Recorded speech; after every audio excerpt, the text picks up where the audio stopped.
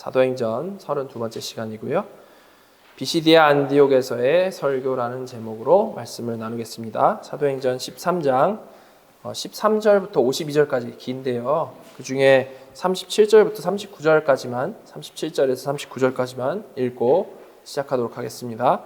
하나님께서 살리신 이는 썩음을 당하지 아니하였나니 그러므로 형제들아 너희가 알 것은 이 사람을 힘입어 죄사함을 너희에게 전하는 이것이며 또 모세의 율법으로 너희가 의롭다 하심을 얻지 못하던 모든 일에도 이 사람을 힘입어 믿는 자마다 의롭다 하심을 얻는 이것이라. 아멘. 우리는 지난 시간에 이 사도행전 13장 앞부분을 통해서 세계 선교의 그 역사에 있어서 아주 기념비적인 순간을 살펴봤었습니다. 성령 하나님의 주도적인 인도하심 아래서 이 안디옥 교회가 기도와 금식 그리고 안수를 하면서 바나바와 사울을 최초의 이 공식적인 선교사로 이방인을 향한 선교사로 파송하는 그런 장면이 있었죠. 이는 더 이상 복음이 이 예루살렘과 유대라는 울타리 안에만 머무르지 않고 하나님의 위대한 그 계획하심 그 안에서 본격적으로 이방 세계를 향해서 나아가기 시작했음을 보여주는 그 장면이었습니다. 아주 감격적인 출발이었죠. 그리고 이때 그렇게 보내심 받은 이 바나바와 사울 그리고 그들의 수행원이었던 마가 요한은 먼저 바나바의 고향인 구브로 섬으로 갔다라고 했습니다. 그들은 섬 동쪽 해안에 있는 살라미에 이 여러 유대인 회당에서부터 시작을 해가지고 섬 전체를 지나면서 하나님의 말씀을 쭉 전파했었죠. 그리고 섬의 수도였던 바보에 가서는 이 로마 총독 서기오 바울을 만나게 되었고 복음 전할 기회를 얻게 되었습니다. 그런데 그 과정에서 어떤 일이 있었죠? 마술사이자 거짓 선지자였던 엘루마, 그죠? 바예수라는 그 자가 아주 강력하게 영적인 방해를 하는 일이 있었습니다. 그래서 성령으로 충만했던 사도 바울은 하나님의 그 권능으로 그에게 심판을 선포했고 그는 눈이 멀게 되었었죠. 그리고 이 두렵고 놀라운 이 하나님의 심판과 이 바울의 복음에 아주 감탄했던 이 총독 서기오 바울은 마침내 복음을 믿게 되었다라고 했습니다. 하나님께서는 이렇게 이방인 선교사로 이제 보냄받은 이 사도 바울을 통해서 놀라운 역사를 이뤄나가기 시작하신 것이죠. 그리고 이 로마 제국의 고위 관리가 복음을 받아들인 정말 너무 특별한 이 사건은 복음이 가진 능력이 어떠한지 그 한계가 없다라는 것을 정말 잘 보여주는 그러한 사건이었고요. 정말로 모든 민족과 모든 계층에게 열려있는 일이다라는 것을 보여주는 그런 귀한 사건이었습니다. 자, 이제 오늘 우리가 함께 살펴본 13장의 나머지 말씀은 이 첫 번째 선교 여행의 이 두 번째 장으로 볼 수가 있겠습니다. 그 내용은 바울과 그의 일행이 구브로 섬을 떠나는 데에서부터 시작이 되고 이제 비시디아 안디옥에 도착을 해서 유대인 회당에서 그의 초기 사역 중에 가장 이 상세하게 기록된 첫 번째 설교를 하는 내용이 나오죠. 자, 오늘 이 말씀을 통해서 정말 복음이 얼마나 귀하고 놀라운 것인지 좀 우리가 다시 한번 깨달았으면 좋겠고요. 그 복음 앞에 우리는 지금 어떤 반응을 보이면서 살아가고 있는지를 우리가 좀 다시 한번 생각해보는 귀한 시간이 됐으면 좋겠습니다. 자, 먼저 오늘 본문의 시작인 13절 말씀을 보시면 바울과 및 동행하는 사람들이 바보에서 배 타고 밤빌리아에 있는 버가에 이르니 요한은 그들에게서 떠나 예루살렘으로 돌아가고 이 구브로 섬에서의 바보에서의 사역과 이제 로마 총독 서기오 바울의 회심이라는 큰 성과를 얻었는데 그거를 뒤로 하고 선교팀은 이제 새로운 지역으로 항해를 시작한 겁니다. 그죠? 여기서 누가는 이 바울과 및 동행하는 사람들이라는 표현을 사용하고 있는데요. 이전까지는 어떻게 나왔었죠? 바나바와 사울이라고 얘기를 했었는데 순서가 바뀌어가지고 이제 바울이 이 선교단의 리더로서 명확히 언급이 되고 있는 것입니다. 순서가 바뀌었죠. 그죠? 사도로서 바울이 이제 앞장서게 되었다라는 겁니다. 자, 제가 드린 그 지도 보시면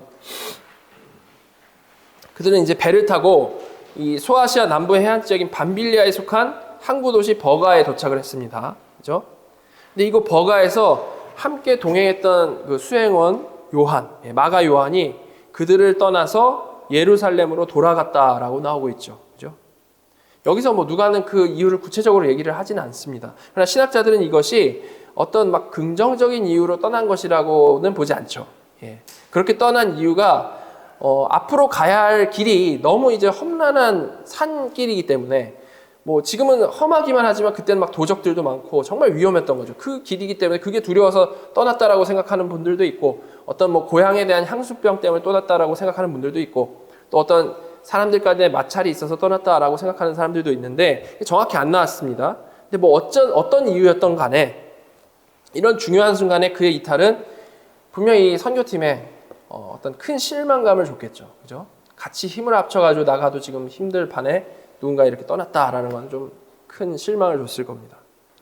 여러분, 이렇게 하나님이 강하게 역사하시는 이 사역이지 않습니까? 이런 사역 가운데에서도, 심지어 사도 바울이 이끌고 있는 이 사역 가운데에서도 언제나 이런 문제들은 발생하는 겁니다.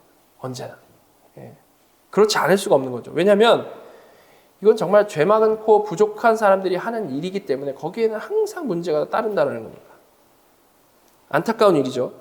자, 그러나 사도 바울의 일행은 이런 안타까움을 뒤로하고 받은 사명을 가지고 앞으로 꾸준히 전진했습니다. 자, 계속해서 14절 보시면 그들은 버가에서 더 나아가 비시디아 안디옥에 이르러 안식일에 회당에 들어가 앉으니라. 자, 지도 보시면 버가는 해안 도시라고 했는데 이유는 알 수 없어요. 근데 버가에서는 사역을 하지를 않고 더 나아가서 비시디아 안디옥에 도착하게 되었다라고 말씀을 하고 있죠. 이곳은 당시 이 갈라디아의 남부 지역이고 이 중요한 로마 식민 도시고 교통의 요충지였습니다.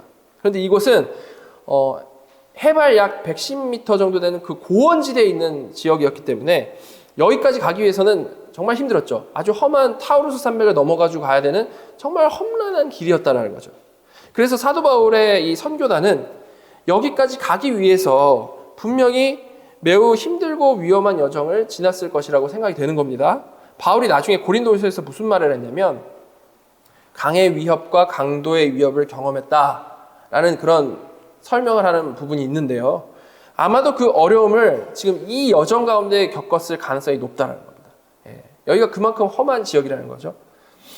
아무튼 그럼에도 불구하고 그들은 성령 안에서 복음을 전하겠다라는 그 열정을 가지고 이 낯선 내륙 도시에 담대하게 나아갔다라는 겁니다. 그리고 그들은 도착해서 안식일을 기다렸고요. 계속되는 이거 일관적인 선교 전략이지 않습니까? 회당에 나아가서 먼저 유대인들의 모임 장소에 회당에 나아가서 복음을 전하기 위해서 안식일을 기다렸다가 회당으로 찾아간 거죠. 그죠? 자, 그 회당에서 한 일들이 이제 15절부터 이어지는데요. 15절 보시면 율법과 선지자의 글을 읽은 후에 회당장들이 사람을 보내어 물어 이르되 형제들아 만일 백성을 권할 말이 있거든 말하라 하니. 율법과 선지자의 글을 읽은 후에 이게 무슨 말이냐면 그들이 회당 예배에 참석했다는 얘기입니다. 그죠? 그리고 회당자들이 이 눈에 띄는 방문객인 이 바울과 바나바에게 사람을 보내가지고 말할 기회를 정중하게 부탁을 했다라는 거죠. 당시 회당에서는 이 방문한 랍비나 이 학식 있는 유대인들에게 이렇게 말씀을 전하는 것이 되게 일반적인 관례였다고 합니다. 딱 보니까 외부에서 왔는데 이제 설교할 수 있는 그런 사람들인 것 같으니까 이제 권한 거죠. 하나님께서는 이렇게 이 회당의 질서, 이 관습 안에서 바울이 많은 사람들 앞에서 공식적으로 복음을 전할 수 있는 그 절호의 기회를 주신 것이고 바울은 여기에 응답하여서 복음을 전하게 된 것이죠. 자, 16절 말씀 보시면 바울이 일어나 손짓하며 말하되 이스라엘 사람들과 및 하나님을 경외하는 사람들아 들으라. 자, 손짓하였다라는 것은 이제 일단 일어나는 건 연설자의 자세겠죠. 연설하기 위해서, 말하기 위해서, 설교하기 위해서 일어났고, 손짓은 아마도 이제 정숙을 요청하면서 중요한 메시지가 시작될 것을 알리는 그런 신호였을 겁니다. 그냥 상상을 해보면 어떤 느낌인지 아시겠죠. 그리고 그는 설교를 시작하면서 이스라엘 사람들과 및 하나님을 경외하는 사람들아 들으라 라고 말을 하면서 앞에 앉아있는 청중을 명확히 호명하면서 시작을 하고 있습니다. 그는 이 회당에 모여있는 두 그룹이죠.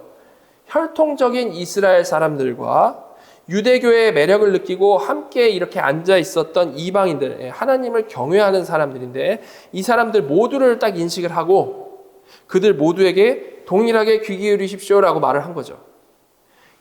이제부터 선포될 복음의 메시지가 정말 유대인과 이방인 모두에게 해당이 되는 보편적인 구원의 소식임을 다시 한번 이렇게 보여주고 있는 것입니다. 자, 이제 바울은 설교를 시작하는데요. 먼저 그는 회당에 모여있는 청중에게 익숙한 내용, 이스라엘의 역사를 하나님의 이 주권적인 선택과 은혜의 관점에서 먼저 재조명하는 설교를 먼저 합니다. 자, 17절부터 19절 보시면 이 이스라엘 백성의 하나님이 우리 조상들을 택하시고 애굽 땅에서 나그네 된 그 백성을 높여 큰 권능으로 인도하여 내사 광야에서 약 40년간 그들의 소행을 참으시고 가나안 땅 7족속을 멸하사 그 땅을 기업으로 주시기까지 하셨더니, 바울의 설교는 이 이스라엘 백성의 하나님이 우리 조상들을 택하시고로 시작을 하고 있습니다. 자, 근데 여기서 하나님께서 왜 특별히 그들의 조상을 택하셨는지는 나오고 있지 않죠? 이는 우리가 너무나도 잘 아는 대로 이스라엘이 어떤 조건이 좋아가지고 하나님이 택하신 게 아니고 그저 하나님께서 그 정말 깊으신 뜻 가운데 전적인 주권 가운데서 택하신 것이다라는 것을 우리는 알 수 있습니다. 자, 그리고 하나님께서는 그렇게 택하신 그들이 애굽에서 나그네 되어서 고통을 받고 있을 때 그들을 외면하지 않으시고 오히려 높이시고 큰 권능으로 구원해 내셨다라는 것을 말씀하죠. 이렇게 출애굽 사건은 전적인 하나님의 은혜였다라는 것을 말씀하고 있습니다. 그리고 그들이 광야에서 약 40년간 수없이 불평하고 반역하는 그 소행을 보였음에도 불구하고 하나님께서는 그들을 진멸하지 않으시고 참으셨다라고 나와 있죠. 그리고 마침내 약속의 땅 가나안 7족속을 멸하시고 그 땅을 그들의 기업으로 주셨다라는 말씀을 하고 있습니다. 이렇게 사도 바울은 이스라엘의 역사가 하나님의 주권적인 선택과 하나님의 그 신실하신 인도하심, 그리고 그들의 그 연약함에도 불구하고 베푸시는 끊임없는 은혜로 가득 차 있었다라는 것을 강조를 하면서 말씀을 시작을 하고 있습니다. 그들 조상들의 역사가 이러했다라는 거 말씀을 하면서 시작을 하고 있는 거죠. 자, 이어서 바울은 사사시대를 거쳐서 왕정시대의 역사를 또 간단하게 요약을 하고 있습니다.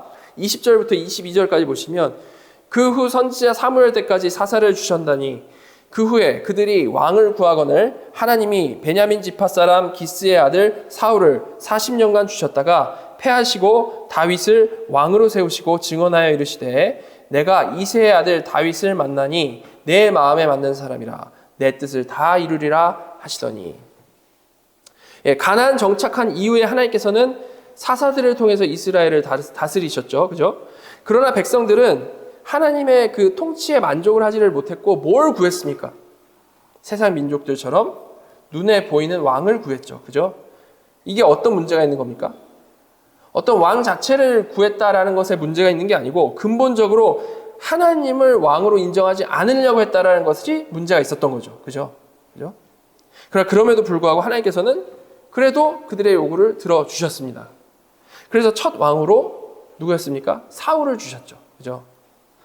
그러나 그는 불순종했고 결국 다윗이 그 왕위에 오르게 되었습니다. 물론 우리가 잘 알다시피 다윗도 연약함이 있는 사람입니다. 그러나 근본적으로 그 마음의 중심을 봤을 때에는 그는 하나님의 마음에 맞는 사람이었죠. 하나님 마음에 합한 자였다는 겁니다. 다윗은요. 자, 하나님께서는 그를 통해서 이 하나님의 뜻, 즉 메시아를 보내시려는 뜻을 이루실 것임을 약속해 주셨었죠. 자, 여기까지가 정말 아주 간단하게 간추린 이스라엘의 역사입니다. 이스라엘 역사인데 바울은 이것을 통해서 그들의 조상이 가졌던 그 모든 약속이 하나님의 그 주권 아래서 세워진 약속이라는 것을 분명히 짚고 넘어간 겁니다. 자, 물론 여기까지는 이제 이 회당에서 앞에 앉아있던 그 모든 유대인들도 다 동의하는 내용이겠죠? 그렇지 않겠습니까? 아마 고개 끄덕이면서 그렇지 우리 역사 그렇지 하면서 들었을 겁니다. 그죠? 자, 그런데 이렇게 모두가 동의할 수 있는 배경을 설명해온 이 바울이요. 자, 이제 그들이 정말로 듣고 생각해야 되는 내용, 전하고자 하는 핵심을 전하기 시작하는 겁니다. 자, 23절 보시면 하나님이 약속하신 대로 이 사람의 후손에게서 이스라엘을 위하여 구주를 세우셨으니 곧 예수라. 하나님이 약속하신 대로, 즉 좀 전에 말했듯이 하나님께서 다윗에게 약속하신 그대로 하나님께서는 다윗의 후손에게서 이스라엘을 위해서 구주를 세우셨는데 그가 바로 예수였다라고 바울은 담대하게 선포를 하고 있는 겁니다. 바울이 앞서 모두가 동의할 만한 그 이스라엘의 역사를 요약한 목적이 바로 그 역사의 결론으로 이 예수님을 소개하기 위함이었다라는 거죠. 이렇게 바울은 구약의 모든 역사는 예수 그리스도를 향하고 있었으며 그분 안에서 참된 의미와 완성을 갖게 된다라는 것을 그들 앞에서 강조했던 겁니다.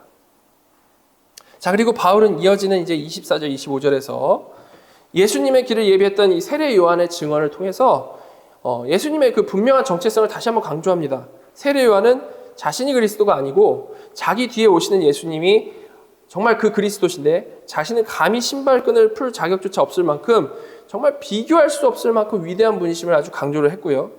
이 역시도 예수님이 바로 구약에 예언된 그 메시아이심을 확증하는 아주 중요한 증언이었기 때문에 이어서 이제 세례 요한은 이 얘기를 했던 겁니다.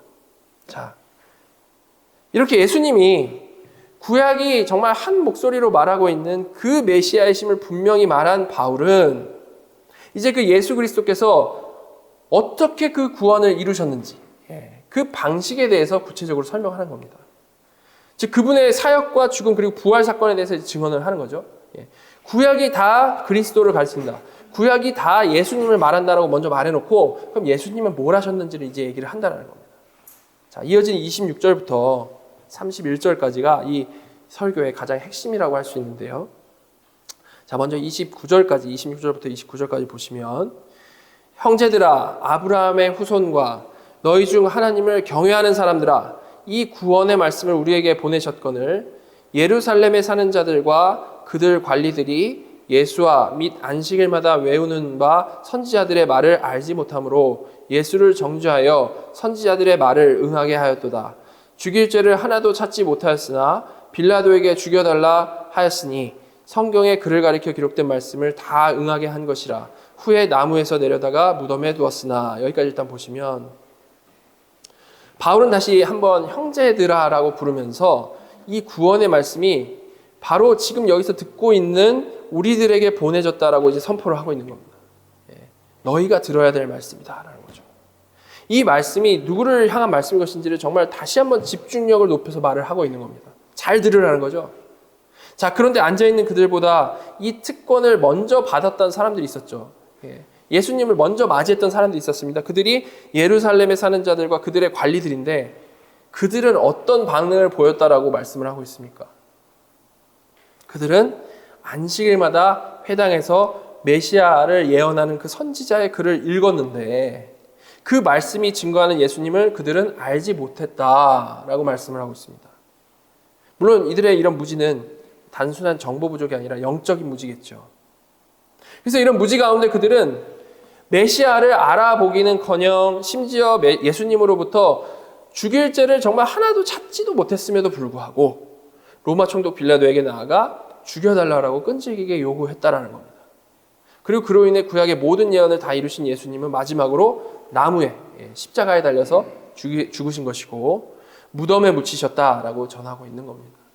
이렇게 그 예루살렘에 사는 자들과 그들의 그 관리들, 그 사람들은요, 그런 영적인 무지 가운데 메시아를 정죄하고 죽였던 것이고, 그런 그들의 이 악한 마음으로 인해서 오히려 이 구약에서 선지자들이 예언했던 것을 성취시키는, 그 예언 가운데 성취를 하는데 악역을 담당하는 그런 역할을 했다라는 겁니다. 그들은. 성취는 성취인데 거기서 악역을 담당했던 거죠. 자, 그런데 물론 이 주님의 이야기는 그렇게 죽임당하신 것 거기서 끝나지 않고요. 바울의 강조점은 그 뒤에 있습니다. 자, 30절 보시면 하나님이 죽은 자 가운데서 그를 살리신지라. 하나님이 죽은 자 가운데서 그를 살리신지라. 자, 한글로는 안 나와 있는데 이 30절은 그러나로 시작하고 있습니다. 즉, 그러나 하나님이 죽은 자 가운데서 그를 살리신지라 라고 말씀을 하고 있는 거죠. 이게 아주 놀라운 반전이죠. 그죠? 무지한 인간은 죽였지만 하나님은 그를 살리셨다라는 겁니다. 그러나 하나님은 그를 살리셨다. 자, 바울이 이렇게 죽임당하신 예수님께서 부활하셨음을 선포를 했고요. 이 부활은 우리가 잘 알다시피 예수 그리스도께서 무죄하시고 의로우시다라는 확인이자 인간의 죄와 죽음에 대한 하나님의 최종적인 승리의 선언이었습니다. 너무나도 부활이 중요하다라고 제가 여러 번 말씀드렸죠. 지금 사도 바울도 부활을 강조하고 있는 겁니다. 자, 그리고 이어지는 31절은 이 부활이 결코 꾸며낸 이야기가 아님도 증거를 하고 있어요. 31절 보시면 갈릴리로부터 예루살렘에 함께 올라간 사람들에게 여러 날 보이셨으니 그들이 이제 백성 앞에서 그의 증인이라. 뭐라고 나와 있습니까?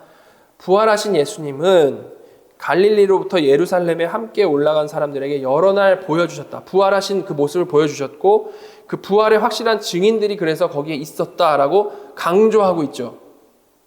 여러분, 만약에 주님이 부활하시고 나서 아주 오랜 후에서야 몇 대를 거치고 나서야 그 부활하신 일에 대한 이야기들이 막 소문이 돌았다라면 그거는 당연히 과장된 이야기일 수도 있고 거짓말일 가능성도 있겠죠.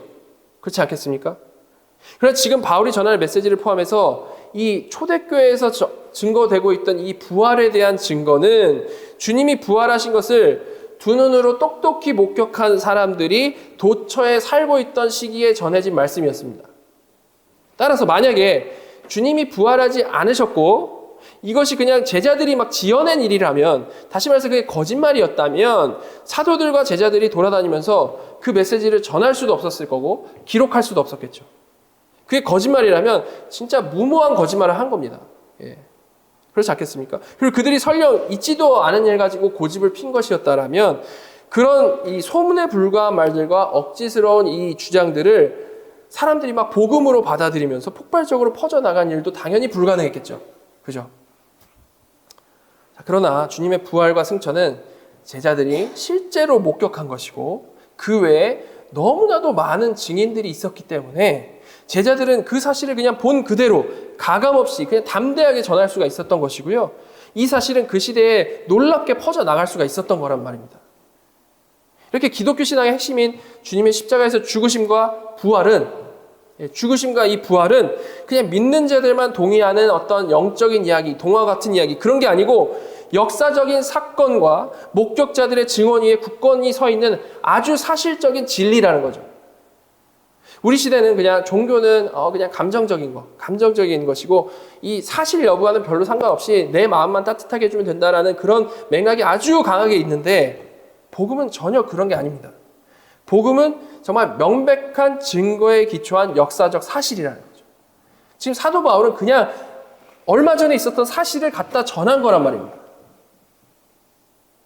자, 바울은 이렇게 전했는데 여기까지 전하는 것에서 멈추지 않았고 이제 이 예수님의 부활이야말로 하나님께서 조상들에게 하신 약속, 특히 다윗에게 하신 그 약속의 궁극적인 성취라는 것을 이 앉아있는 회중들이 잘 아는 구약 성경의 내용을 통해서 강력하게 논증을 해 나갑니다.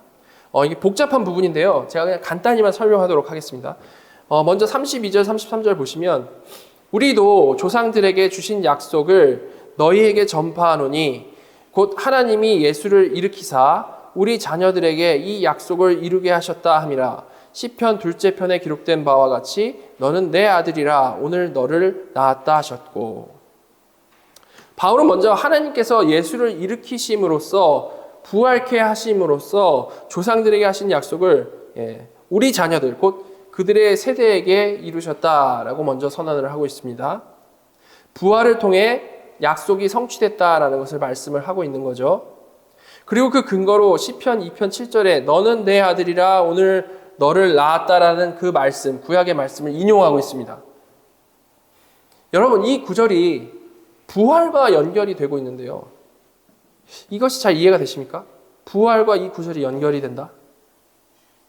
오늘 너를 낳았다라는 것이 부활과 이게 어떻게 연결될까요?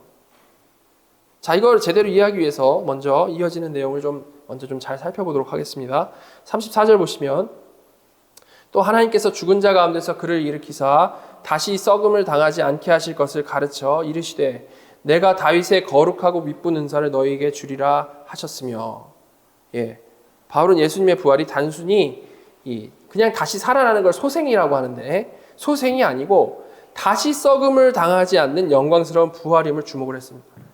그냥 다시 살아나는 거는 또 다시 죽겠죠. 그걸 소생이라고 하는데 그게 아니고 다시 썩지 않는 영원하신 그 부활이라는 겁니다. 그래서 이사야서 55장 3절에 내가 다윗의 거룩하고 미쁜 은사를 너희에게 주리라 라는 이 말씀을 인용하고 있습니다. 여기서 다윗의 거룩하고 미쁜 은사라는 것은 하나님께서 다윗에게 약속하신 영원한 언약과 그 축복들에 대해서 말을 하는 건데요. 바로 이 모든 것들을, 그 모든 거룩하고 미쁜 은사들을 너희에게 주리라 라고 말씀을 하셨다는 겁니다. 주님의 부활에 의해서 그렇게 된다는 거죠. 자, 이어서 이를 어떻게 주실 수 있는 것인지를 더 구체적으로 설명하는데 35에서 37절 보시면 또 다른 시편에 일렀을 때 주의 거룩한 자로 썩음을 당하지 않게 하시리라 하셨느니라. 다윗은 당시에 하나님의 뜻을 따라 섬기다가 잠들어 그 조상들과 함께 묻혀 썩음을 당하였을 때 하나님께서 살리신 이는 썩음을 당하지 아니하였나니. 35절에서는 이게 이제 시편 16편 10절인데요. 주의 거룩한 자로 썩음을 당하지 않게 하시리라를 이제 인용을 하는데 36절에서는 이 예언은 결국 죽어서 썩음 당한 이 다윗에게는 절대 이루어질 수 없었다라는 것을 지적을 하고 있어요. 그리고 37절에서는 다시 한번 접속사 그러나로 시작을 하면서 뭐라고 말씀하냐면 하나님께서 살리시니, 구약에서 몰랐겠지만 그 예수님, 죽으셨지만 결코 썩음을 당하지 않으셨다라고, 주님 부활하셨기 때문에 그렇게 말씀을 하고 있습니다. 자, 따라서 이 35절에 인용된 시편 16편에 썩음을 당하지 않게 하시리라라는 이 예언은 오직 예수 그리스도의 부활을 통해서만 성취될 수 있는 것이고 성취되었다라는 말씀을 하고자 하는 거죠. 그러니까 다시 이 34절로 돌아가서 다윗의 거룩하고 미쁜 은사를 너희에게 주신다라고 했는데 이게 어떻게 주실 수 있게 된다라는 말이겠습니까? 이 맥락을 생각해 보면 오직 부활이 가능하신 주님께서 그렇게 실제로 부활하심으로 다 이루셨는데 바로 그 그리스도 안에서 너희에게 주신다라는 거겠죠. 즉 다윗과 맺으신 언약이 그리스도를 통해서 성취가 되었고 그 혜택이 복음을 받아들인 모든 자에게 돌아간다라고 말씀을 하고 있는 겁니다. 자, 그렇다면 맨 앞에 33절에서 부활을 말씀하시면서 너는 내 아들이라 오늘 너를 낳았다라고 말씀하신 이것은 어떻게 이해가 될 수 있는 것이겠습니까? 여기서 오늘 너를 낳았다라는 건요, 단순히 누가 태어났다라는 그런 어떤 일반적인 진술을 말하는 게 아니고 주께서 부활을 통해서 정말 새로운 아주 영광스러운 지위에 오르셨다라는 말을 이렇게 표현을 한 겁니다. 이전과 다르게 부활하신 후에 완벽히 영광스럽게 변하신 주님을 하나님께서는 오늘 너를 낳았다라고 표현을 하셨다는 거죠. 부활은 하나님께서 예수님을 당신의 아들로 이 온 세상에 공식적으로 선포하시며 메시아적인 이 왕권을 부여하신 너무나도 놀라운 사건이라는 겁니다. 자, 이렇게 바울은 거기 앉아있는 회중들이 잘 알고 있는 구약의 말씀들을 인용을 해가지고 주님의 죽으심과 부활하심에 대해서 신학적으로 이제 논증을 해준 겁니다. 너희가 알고 있는, 너희가 평생 동안 봐온 그 구약의 말씀이 바로 이렇게 성취되었다라고 정확히 풀어서 설명을 해준 거죠. 그리고 이제 바울은 지금까지 논증한 내용이 풀어서 설명해 준 다음에 너에게 이제 직접적으로 어떤 의미가 되는지 이 복음의 핵심적인 적용점을 선포를 하는데요. 38절 보시면 자, 그러므로 이렇게 지금 다 설명했잖아요. 그러므로 형제들아 너희가 알 것은 이 사람을 힘입어 죄사함을 너희에게 전하는 이것이며. 자, 바울은 그러므로 형제들아 너희가 알 것은이라고 말하면서 정말 간절한 마음으로 외칩니다. 그리고 그 반드시 알아야 할 첫 번째 사실로 뭐라고 말하냐면 오직 이 사람을 힘입어. 즉 예수 그리스도의 십자가의 그 대속하신 그 공로를 통해서만 우리에게 죄사함이 선포된다라는 것을 말씀을 하고 있어요. 우리는 절대 어떤 노력이나 공로로 우리의 죄 문제를 해결할 수가 없고 오직 예수 그리스도의 피만이 우리 죄를 씻을 수 있다라는 것을 아주 강하게 얘기를 하고 있는 거죠.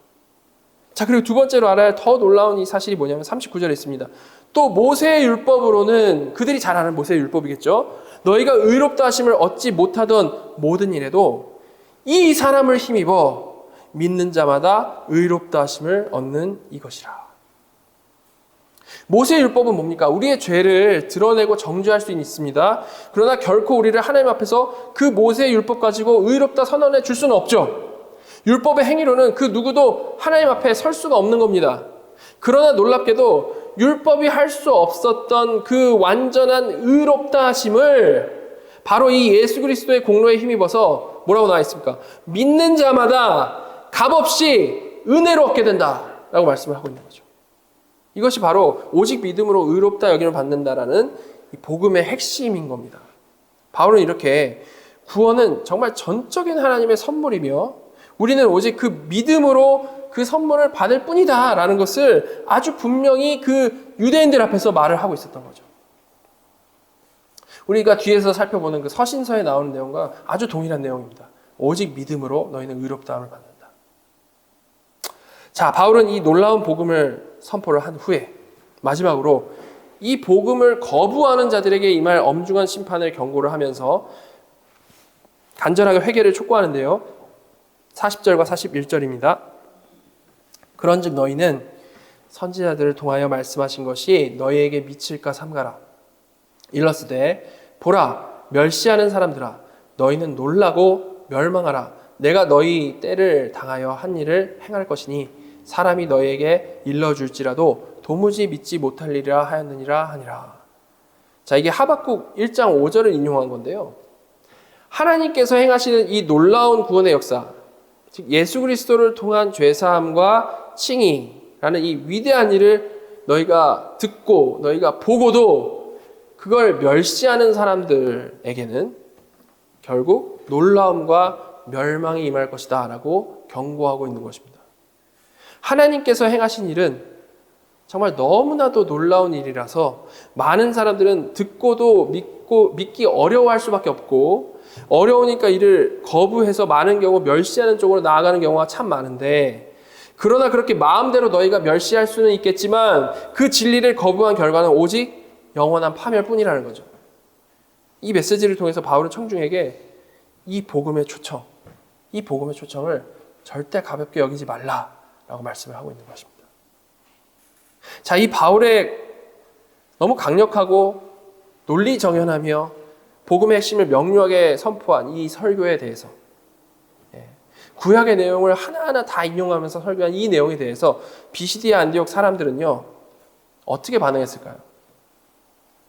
그 반응은 즉각적으로 그리고 극명하게 둘로 나뉘었습니다. 복음의 빛 앞에서는 언제나 이렇게 사람들이 둘로 나뉘죠. 자, 먼저 긍정적인 반응이 있었습니다. 42, 43절 보시면 그들이 나갈새 사람들이 청하되 다음 안식일에도 이 말씀을 하라 하더라. 회당의 모임이 끝난 후에 유대인과 유대교에 입교한 경건한 사람들이 많이 바울과 바나바를 따르니 두 사도가 더불어 말하고 항상 하나님의 은혜 가운데 있으라 권하니라. 자, 설교가 끝났는데 많은 사람들이 막 관심을 보였습니다. 아, 이게 도대체 무슨 말씀인가 하면서 관심을 보인 거죠.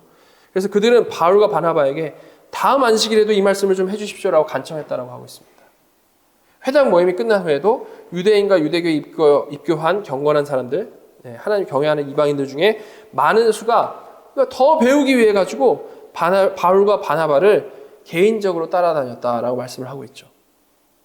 근데 바울의 설교가 정말 그들 마음에 깊은 울림과 정말 영적인 갈증을 불러일으켰다라는 것을 보여주는 부분인 겁니다. 이렇게 바울과 바나바는 이들에게 즉각적인 후속적인 양육으로서 이 믿음을 계속 유지하여 항상 하나님의 은혜 가운데 머물러 있으십시오라고 이제 권면을 한 거죠. 그죠? 어떻습니까? 바울이 바라보는 이 구원, 바울이 강조하는 이 구원의 모습은 분명 그리스도의 공로로 영단번에 이루어지는 그 구원이 맞지만 절대 딱 그 사건으로만 끝나는 것이 아니고 그래서 그 후에는 나 예수 믿었으니까 이제는 막 살아도 돼. 이게 절대 아니고 지속적으로 하나님의 은혜 가운데 머무르며 자라나는 게 중요하기 때문에 바울은 이렇게 말을 하고 있는 거죠. 항상 하나님의 은혜 가운데 머물러 있으라. 이렇게 바울은 절대 칭의와 성화를 이렇게 나눠서 생각하지 않았고요. 오히려 은혜로 오직 믿음으로 칭의함 받은 자녀들에게 바울은 너무나도 자연스럽게 이 은혜 가운데 머무르는 삶에 대해서 강조했다라는 겁니다. 자, 근데 다음 안식일에는 이제 분위기가 완전히 달라지는 거죠. 44절, 45절 말씀을 이어서 제가 읽어보면 이제 한 안식일이 지나고 아주 분위기가 좋았는데 이제 그 다음 안식일이 된 겁니다. 그 다음 안식일에는 온 시민이 거의 다 하나님의 말씀을 듣고자 하여 모이니 유대인들이 그 무리를 보고 시기가 가득하여 바울이 말한 것을 반박하고 비방하거늘. 다음 안식일에는 바울의 설교에 대한 소문이 이제 온 도시에 퍼져가지고 온 시민이 거의 다 말씀을 듣기 위해서 회당으로 모여들었다라고 나와 있습니다. 엄청난 인파가 몰린 거죠.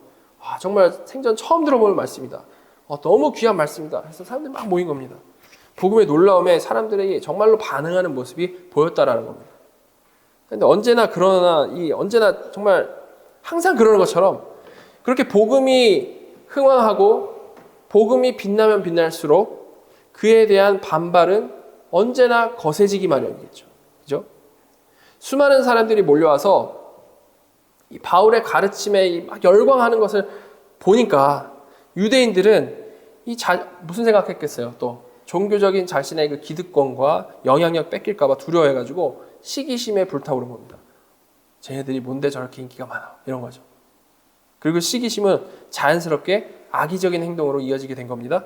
그들은 바울이 전하는 복음의 말씀을 이제 반박하고 비방하기 시작했다라고 나오는데요.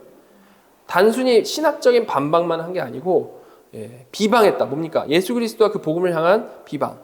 주님을 향해서 모독하는 말까지도 서슴지 않았다라는 그런 표현인 겁니다. 이게 언제나처럼 복음이 전해지는 곳마다 나타나는 이 강력한 반발의 모습은 여기서도 이제 동일하게 나타나고 있는 겁니다.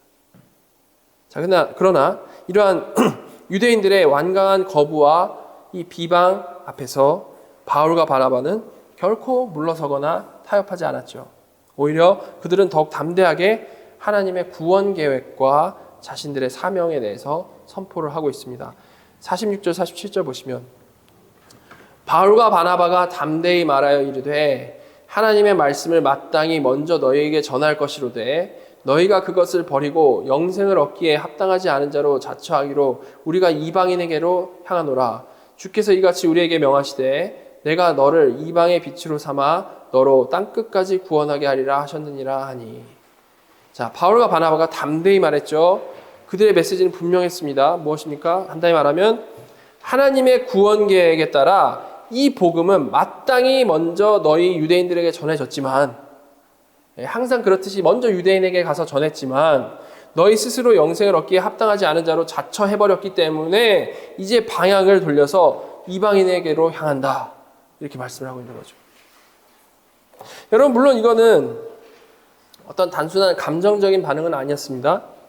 47절에 이사야서 49장 6절 인용되고 있는데 내가 너를 이방의 빛으로 삼아 너로 땅끝까지 구원하게 하리라를 이제 인용을 하면서 이렇게 이방인에게로 나아가는 것이 이미 구약에 예언된 하나님의 뜻이고 주님의 명령이었다는 것을 분명히 말을 하고 있죠.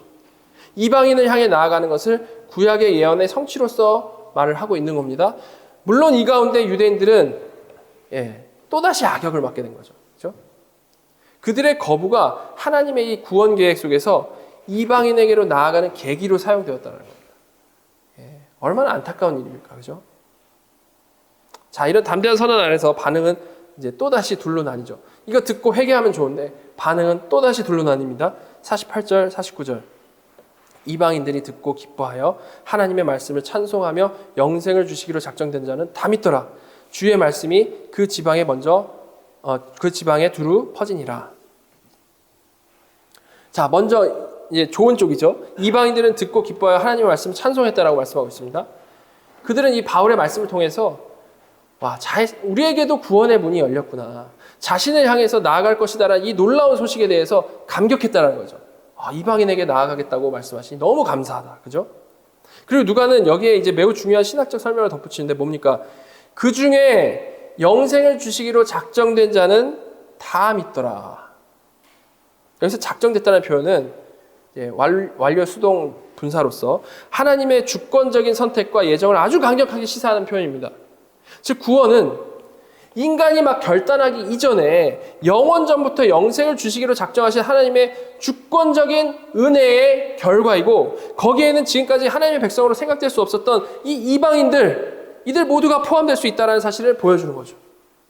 이렇게 믿게 된 이방인들을 통해서 주의 말씀이 그 지방에 두루 퍼져나가게 되었다라고 말씀을 하고 있습니다. 아주 이방인들에게 너무 감사한 일이 드러난 순간인 것이죠. 그죠? 바울의 말씀을 통해서 정말 너무 많은 은혜를 받았을 겁니다. 이 이방인들. 자, 그러나 이를 들은 복음을 거부했던 유대인들 어땠을까요? 듣고 수긍하고 회개하고 이랬던 게 아니라 더 화를 낸 겁니다. 그래서 그들은 더욱더 조직적이고 악랄한 핍박으로 나아갔습니다. 50절 51절 보시면 이에 유대인들이 경건한 귀부인들과 그 신의 유력자들을 선동하여 바울과 바나바를 박해하게 하여 그 지역에서 쫓아내니 두 사람이 그들을 향하여 발에 티끌을 털어버리고 이고니온으로 가거늘. 복음을 거부한 유대인들은 이제 직접적으로 나서기보다는 사회적으로 영향력 있는 사람들 선동하는 거죠. 바울과 바나바를 박해하는 그런 선동해가지고 박해하는 교활한 방법을 사용을 합니다.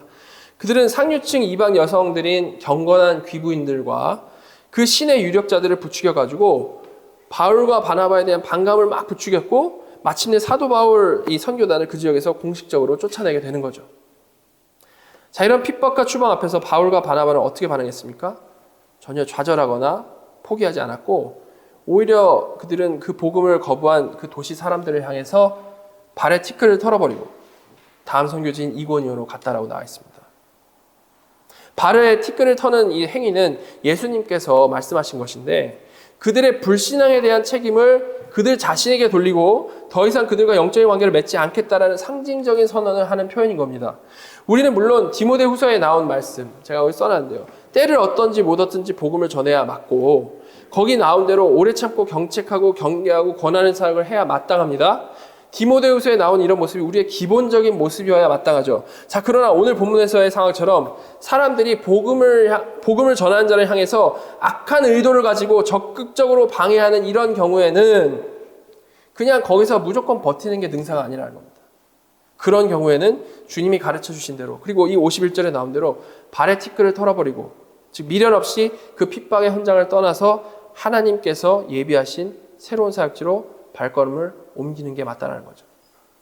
그래서 사도 바울과 그의 일행들은 그런 핍박 가운데 발에 티끌을 떨어버리고 새로운 사역지인 이고니온으로 떠나게 된 것입니다. 자, 그런데 이 이야기의 마지막은 우리에게 놀라운 감동과 또한 도전을 주는데요. 마지막 절 52절 같이 한번 읽어보도록 하겠습니다. 시작. 제자들은 기쁨과 성령이 충만하니라. 자, 선교사들이 다 떠났습니다. 쫓겨났어요. 근데 그곳에 남겨진 제자들, 즉 복음을 새롭게 받아들인 그 신자들은요, 그들이 그렇게 떠났다라고 해가지고 슬픔이나 두려움 가운데 빠지지 않았다는 겁니다. 오히려 그들은 기쁨과 성령이 충만했다는 거죠. 여러분, 이거 어떻게 가능합니까?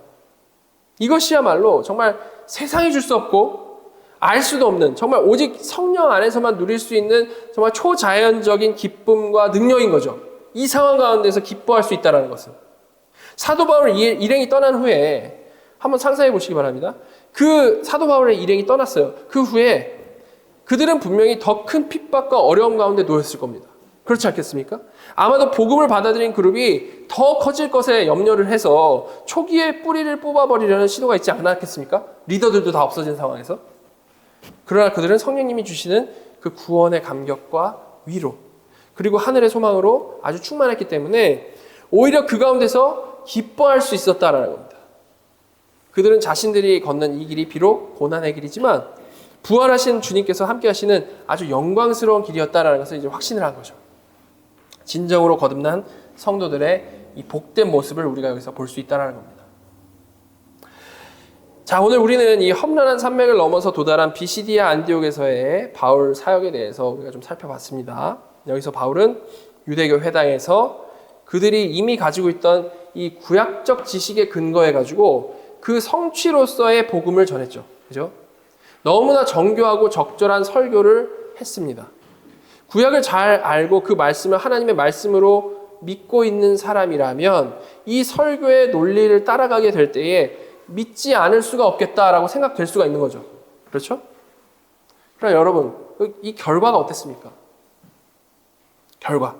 기대되는 대로 그 복음에 반응하고 열광하며 모임 후에는 그 말씀을 더 알고 싶어서 바울과 바나바를 따르고 그 다음 안식일에 또다시 모였던 사람들이 분명히 있었습니다. 그러나 그 반면에 어떤 사람들이 있었죠? 분명 구약을 너무 잘 알고 있는 똑같은 그 유대인임에도 불구하고 그 말씀에 대해서 반박할 뿐만이 아니라 비방을 하고 또한 선동해가지고 결국 바울 일행을 쫓아낸 그런 사람들도 있었죠. 여러분, 우리가 지금 살펴본 이 설교가요, 사도 바울의 설교였습니다. 그죠? 당대 최고의 학자로서 신학적으로 아주 탄탄한 설교를 했고요. 성령 충만한 사도로서 아주 능력 있는 말씀을 전했습니다.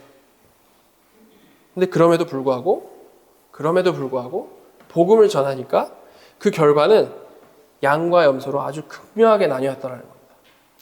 만약에 사람들의 반응이 단지 어떤 사실성, 어떤 논리에만 달린 것이라면 절대 이렇게 나뉘어서는 안 되고요. 당연히 모두 다 그 앞에 무릎을 꿇어야 맞겠죠. 그죠? 물론 아예 구약을 모르는 이방인들이 그 설교를 들은 것이었다라면 듣고도 그 말씀에 반발할 가능성을 생각해 볼 수 있을 겁니다. 그러나 구약을 너무 잘 알고 스스로 하나님을 잘 믿고 있다라고 자부하던 유대인들에게 이런 매우 성경적인 너무 분명한 말씀을 전했을 때에는 이게 상식적으로 생각해 봤을 때는 당연히 수긍해야 맞는 것입니다. 그렇지 않겠습니까? 지금까지 몰랐던 부분이 풀리게 되니까 오히려 그로 인해서 감사해야겠죠. 아, 그게 그 말씀이었습니까? 하면서 감사해야 하는 겁니다. 그러나 결과는 전혀 그렇지가 않았다는 거죠. 여러분, 왜 이런 일이 있는 거겠습니까? 왜냐하면 이것은 철저히 영적인 문제이기 때문에 그렇습니다. 영적인 문제이기 때문에 아무리 성경적으로 분명한 사실을 전하고 아무리 논리적인 말씀을 전했다 할지라도 그것만으로 사람들이 설득이 되지 않는다라는 겁니다. 자, 우리가 이를 통해서 분명히 깨닫게 되는 게 있습니다. 그건 우리가 아무리 철저히 준비를 하고 아무리 탁월하게 아무리 상황에 적절하게 복음을 전한다 할지라도 그것 때문에 결과가 좌우되는 건 아니라는 사실이죠.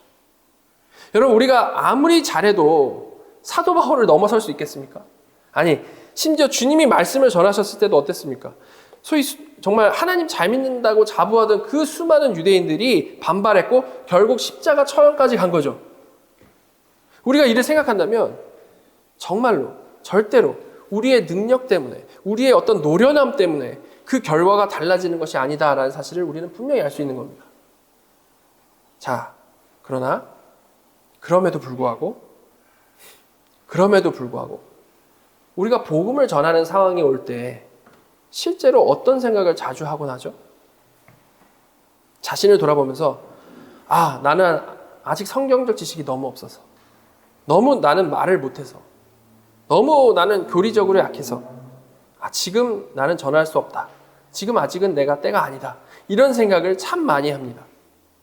여러분, 이런 생각은요 절대 겸손한 게 아닙니다. 오히려 이런 생각은 교만한 생각이고 이건 사탄이 주는 생각이죠.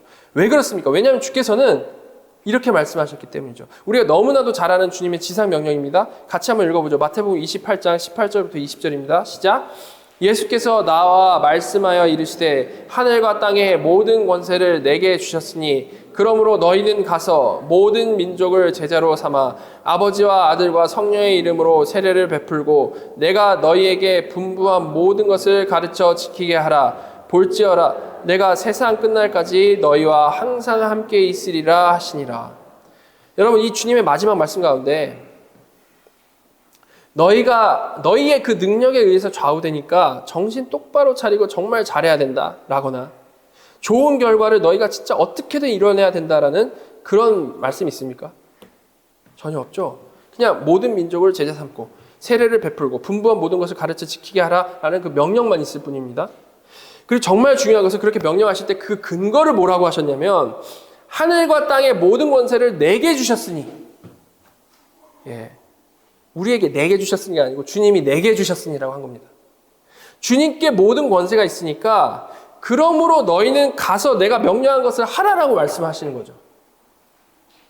마지막 말씀도 내가 세상 끝날까지 너희와 항상 함께 있으리라인 겁니다. 즉 끝까지 내가 너희와 항상 함께 있을 거니까 너희는 순종해서 나아가 전하고 제자 삼으면 된다라는 거죠. 물론 우리는 이 말씀 듣고 이 주신 사명 잘 감당하고자 하는 그런 마음으로 성경 더 열심히 읽고 신학적으로 잘 갖춰나가야 마땅할 겁니다. 그러나 그런 노력은 이 주님의 명령에 순종할 조건을 갖추는 게 아니래요. 그게 순종할 조건을 갖추는 게 아닙니다. 주님이 말씀하신 대로 정말 하늘과 땅의 모든 권세는 주님에게 있기 때문에 그 주님과 연합된 성도라면, 정말 거듭난 성도라면 가서 하라 명하신 것에 순종하면 된다는 거죠. 자, 또한 우리가 너무 잘 아는 사도행전 1장 8절 주님의 말씀, 마지막 말씀이죠. 같이 읽도록 하겠습니다. 시작. 오직 성령이 너희에게 임하시면 너희가 권능을 받고 예루살렘과 온 유대와 사마리아와 땅 끝까지 이르러 내 증인이 되리라 하시니라. 여기에도 너희가 어느 정도 갖추면, 무슨 코스를 이행하면, 성경을 몇 독하고 교리적으로 막 잘 갖추면 이런 조건 전혀 없고 뭐라고 말씀하십니까? 오직 성령이 너희에게 임하시면, 오직 성령이 너희에게 임하시면 너희가 권능을 받고 주님이 명하신 그 증인의 사명을 해나가게 될 것이다 라고 말씀을 하고 있죠. 그럼 우리는 이제 성령이 임하시길 막 기다려야 됩니까? 아니죠. 우리 사도행전 시작하면서 그거 아니라고 했습니다. 믿음으로 그리스도와 연합된 성도는 모두 성령 세례 받은 성도라고 했습니다. 거듭난 성도는 성령 세례 받은 성도라는 거죠. 우리가 정말 거듭난 성도라면 우리에게 성령님은 이미 임하셨다라는 말입니다. 따라서 우리가 나아가기 전에 생각해야 할 단 한 가지 조건은 뭐냐면, 내가 여기서 주님이 말씀하신 대상이 너희에 포함되는가 아닌가인 겁니다. 단지 그것만 생각을 하면 되는 거예요. 만약에 내가 정말 성령 세례 받은 성도, 거듭난 성도가 맞다면, 정말 예수 믿는 자 맞다면, 그 다음에 우리가 해야 할 것은 그러므로 이제 한 몇십 년 동안 어느 정도 갖추고, 이게 아니고 오직 하늘과 땅의 모든 권세를 가지신 주님을 믿는 그 믿음으로 그 명령에 순종하는 것, 나아가 전하고 제자 삼는 것이란 말입니다. 여러분, 이렇게 결과는 우리의 언변과 우리의 실력에 달린 것이 아니고 그 조금의 오차도 없이 정말로 하나님의 뜻, 성령님의 일하심에 달린 것이라는 거죠. 자, 그렇다면 어떻겠습니까? 우리가 정말 이걸 마음으로부터 믿고 이걸 정말 마음으로부터 안다면 어떨까요? 우리는 정말 진정한 자유를 누릴 수가 있는 겁니다. 내가 잘 못해서 결과가 안 좋았다라고 해가지고 의기소침할 필요도 없고, 내가 잘해가지고 열매가 많다라고 해가지고 막 교만할 그럴 수도 없는 겁니다. 우리는 결과에 대한 부담감에서 벗어날 수가 있다는 거죠. 그리고 이에 대해서 정말 진정으로 우리가 마음으로 깨닫게 된다면 이제는 어떤 결과에 대한 부담보다 내가 잘못해가지고 이렇게 되면 어쩔까 라는 그 결과에 대한 부담보다는 하나님께서 직접 이루시는 이 놀라운 구원 역사에, 정말 하나님이 다 이루시는 이 놀라운 구원 역사에 나를 동참시켜 주셨다는 그 사실로 인해서 감사하게 되는 겁니다.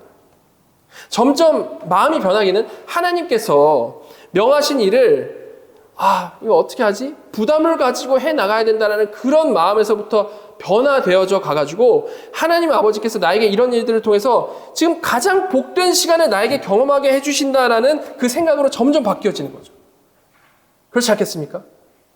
순종이 가장 큰 복임을 진정으로 마음으로부터 깨달아가게 된다는 겁니다. 하라 명하셨고 나는 거기서 하면 되고 거기서 하나님의 그 일하심을 경험한다는 게 얼마나 놀라운 일입니까? 그죠? 자, 여러분, 그런데 정말 중요한 거, 우리가 이런 사실까지 잘 이해하죠. 이해했습니다. 이해했음에도 불구하고 실제로는 왜 이렇게 못하는 경우가 많을까요? 우리 삶 가운데. 이것이 사실 우리에게 더 직접적으로 생각해 봐야 될 문제이지 않겠습니까? 원리는 우리가 수도 없이 배웠죠. 근데 그 원리가 나에게서 왜 작동을 하지 않는가를 더 우리는 열심히 고민을 해야 된다는 겁니다. 자, 우리는 왜 그렇게 잘 못할까요? 왜 적극적으로 알면서도 적극적으로 순종하지를 못할까요? 그 근본적인 이유는요, 사실 믿음의 부족이고 은혜의 부족인 겁니다. 우리가 전할 그 내용, 그리스도께서 십자가에서 죽으시고 다시 사신 것, 이것이 얼마나 정말 엄청난 일인 것인지 사실 마음으로부터 이걸 깊이 알고 있지 못하거나 그만큼 마음 가운데 은혜가 없기 때문에 그런 거죠. 또한 그 엄청난 일을 이루시는 주님의 그 크신 사역에, 정말 이 엄청난 놀라운 사역에, 정말 이 구속사에 내가 부름받았다는 사실이 얼마나 귀하고 복된 부르심인 것인지를 진정으로 알지 못하기 때문에 우리가 이러고 있는 것입니다. 이렇게 우리가 듣고도 이해하고도 순종하지 않는 것은 이 우리의 인생의 목적이 되는 일이 하나님을 영화롭게 하는 일의 그 중요성과 그 무게를 우리가 정말 깊이 마음으로부터 잘 모르기 때문에 우리의 시선이 늘 이거보다는 어디에 가 있습니까? 세상에서 내가 먹고 사는 거, 온갖 잡다한 것들로 쏠려 있는 것이죠. 이 영광스러움을 모르기 때문에, 이게 얼마나 대단한 일을 하나님께서 나에게 맡겨주신 것인지를 모르기 때문에 늘 시선은 딴 데 가 있는 겁니다. 그런 사실은 매우 이 세상 가운데, 세상적인 그 마음 가운데 있으면서 그러면서 말을 어떻게 합니까? 내가 아직 준비가 안 돼서 못합니다.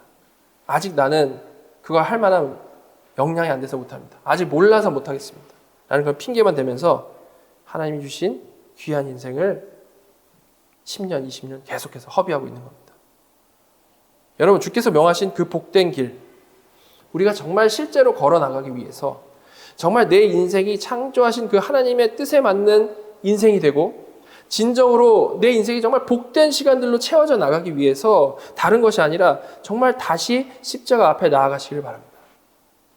다시 그 십자가 앞에서 오직 정말 은혜로 내 죄가 씻기었다라는 것이 정말 얼마나 감사한 일인 것인지, 거기서 보여주신 성부 하나님의 아들을 보내주신 그 사랑, 그리스도의 자신의 희생하신 그 사랑이 얼마나 크고 놀라운 것인지를 더 깊이 깨달아 아시기를 바랍니다. 그래서 그런 은혜와 감사로 충만한 그 마음 가지고 그런 하나님께서 부족한 나 같은 자에게 사명을 주셨다는 것이 얼마나 감사한 일인 것인지와 그 사명에 순종하는 것이 정말 모든 세상의 일 중에 가장 복된 일이라는 것을 다시 한번 마음으로부터 깨달으실 수 있으면 좋겠습니다. 저와 여러분 모두가 그래서 더 이상 자질구레한 일들로 인생을 허비하지 않고 실제로 하나님의 이 말씀에 순종하는 것으로 남은 인생을 가득 채우는 복된 하나님의 자녀들 다 되시기를 간절히 소망합니다. 같이 기도하겠습니다. 하나님, 바울의 설교에 대한 이 사람들의 반응을 보면서 복음이 귀에 들리고 이를 생명으로 인식하며 믿는 것은 전하는 자의 능력에 달린 것도 아니고 받는 자의 능력에 달린 것도 아니며 오직 은혜 주시는 하나님께 달린 것임을 확인하였습니다. 하나님, 이렇게 귀한 복음을 부족한 저희가 알아듣고 믿을 수 있도록 은혜 주심에 감사드립니다. 하나님, 저희에게 깨닫게 하신 이 놀라운 복음을 더 깊이 묵상하고 이해하고 누리고 감사하게 하여 주셔서 저희가 그 감사함으로 그 은혜로 받은 사명 성실하게 감당해 나가는 복된 인생 살아가도록 인도하여 주시옵소서. 늘 아직 아니라고 고개를 젓고 늘 다음으로 미루는 그런 게으른 죄를 회개하게 하시고 나의 갖춤보다는 하나님께 순종하는 것이 더 중요하다는 것을 정말 마음으로 깨닫게 하여 주시고 그런 믿음으로 정말로 때를 얻든지 못 얻든지 복음을 전하는 저희 모두가 되도록 인도하여 주시옵소서. 그래서 그 가운데 정말 하나님 나라를 풍성히 누리고 풍성한 열매를 맺어가는 복된 인생 살아가기 간절히 원하오니 저희를 변화시켜 주시옵소서. 지금 살아서 우리의 예배를 받으시는 우리 구주 예수 그리스도의 이름으로 감사하며 기도드렸습니다.